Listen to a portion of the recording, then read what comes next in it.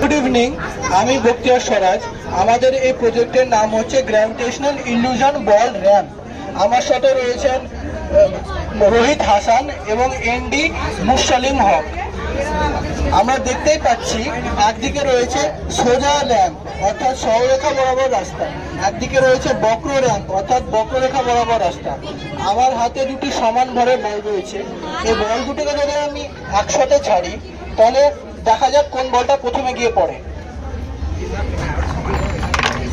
দেখা যাচ্ছে যে এই বক্ররেখা বরাবর যে বলটি রয়েছে সেটা প্রথমে মাটিতে গিয়ে পড়লো, কিন্তু যদি আমরা বাইরে থেকে অবজার্ভ করি আমাদের মনে হবে সরলরেখা বরাবর রাস্তা দিয়ে যে বলটা যাচ্ছে সেটা প্রথমে মাটিতে গিয়ে পড়বে, কিন্তু প্রকৃতপক্ষে সেটা হলো না।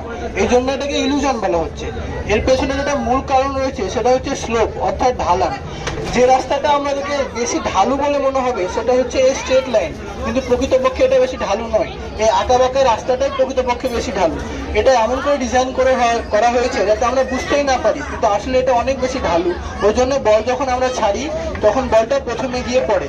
এর পেছনে আরেকটা কারণ রয়েছে গতিবেগের পরিবর্তন সময় সাপেক্ষে অর্থাৎ ত্বরণ, অ্যাক্সিলারেশন ডিউ টু গ্র্যাভিটি।